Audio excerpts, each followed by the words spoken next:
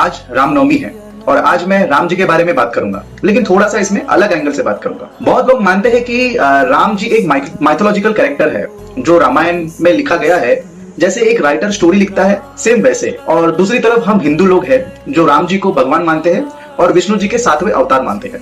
पर सच क्या है? शायद सबसे इंपॉर्टेंट बात ये नहीं है कि राम जी हिस्टोरिकल थे या माइथोलॉजिकल। सबसे इंपॉर्टेंट बात ये है कि उन्होंने हमें एक्चुअली सिखाया क्या है। जब सबसे पहले जो उन्होंने सिखाया है शबरी जी के झूठे बेर खाना, जो इक्वालिटी का मैसेज देते हैं। जब राम जी ने शबरी जी के झूठे बेर को खाया था तो वो सिर्फ एक कहानी नहीं थी, वो एक मैसेज था हमारे लिए कि भगवान कभी कास्ट या अनटचेबिलिटी या स्टेटस में कभी बिलीव ही नहीं करते हैं। आज भी लोग कास्टिज्म करते हैं, लोगों को छोटा बड़ा समझाते हैं ना। तो राम जी का एक क्लियर एंड सिंपल मैसेज था कि इंसान हो तो इंसान को इंसान ही समझो। दूसरा, भाइयों का प्रेम, ब्रदरहुड। जैसे राम जी, लक्ष्मण जी, भरत जी या शत्रुघ्न जी, 4 भाई है पर एक ही दिल है। सोचो अगर भरत जी को पूरा राज्य मिल सकता था पर उन्होंने खुद सामने से ही मना कर दिया। तो आज के टाइम पे जहां पे लोग बोलते हैं कि भाई भाई सबसे बड़ा दुश्मन है, प्रॉपर्टी के लिए लड़ते हैं, तो रामायण के माध्यम से देखा जाता है कि relationship is more powerful than power, है ना। और तीसरी सबसे इंपॉर्टेंट चीज है जहां पे हमें सीखने मिलता है कि लाइफ कभी परफेक्ट नहीं होती है। राम जी भगवान थे बट ऑब्वियसली, पर फिर भी उन्होंने 14 साल का वनवास उनको मिला और उन्होंने वो एक्सेप्ट भी किया। सब कुछ होते हुए भी सब कुछ छीन जाना, ये बहुत बड़ी लेसन है हमारे लिए। लाइफ कभी प्लेट में सर्व होकर नहीं मिलती है। कभी हमारे पास सब कुछ मिलेगा, कभी हमारे से सब चीज चला जाएगा, पर रुकना नहीं है, हर बार उठना है और आगे बढ़ते रहना है। चौथे सबसे बड़ी चीज है पावर मिलने के बाद भी विनम्रता, ह्यूमैनिटी। राम जी के पास सब कुछ था, राज्य था, पावर था, रिस्पेक्ट थी, फिर भी कभी भी उन्होंने ईगो नहीं किया।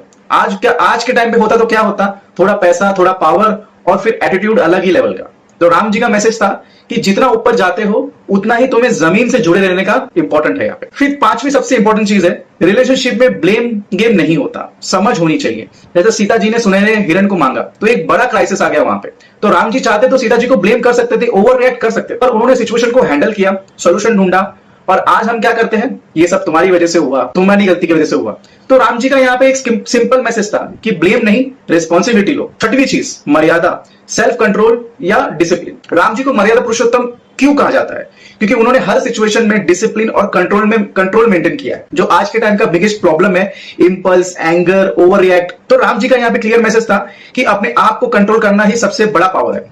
तो सवाल ये नहीं है कि राम जी भगवान थे, यह सवाल ये नहीं कि राम जी भगवान नहीं थे। क्या हम उनकी क्वालिटीज को अपने अंदर ला सकते हैं? और सबसे बड़ी और इंपॉर्टेंट चीज, आप किसी भी रिलीजन से हो, चाहे हिंदू हो, मुस्लिम हो, क्रिश्चियन हो और इवन एथिस्ट भी हो, तो आप राम जी की टीचिंग्स को फॉलो कर सकते हो। क्योंकि अगर ये कहानी भी है तो ये सोसाइटी को एक पावरफुल मैसेज देता है। वीडियो अच्छी लगी तो लाइक करना और शेयर करना। राम राम।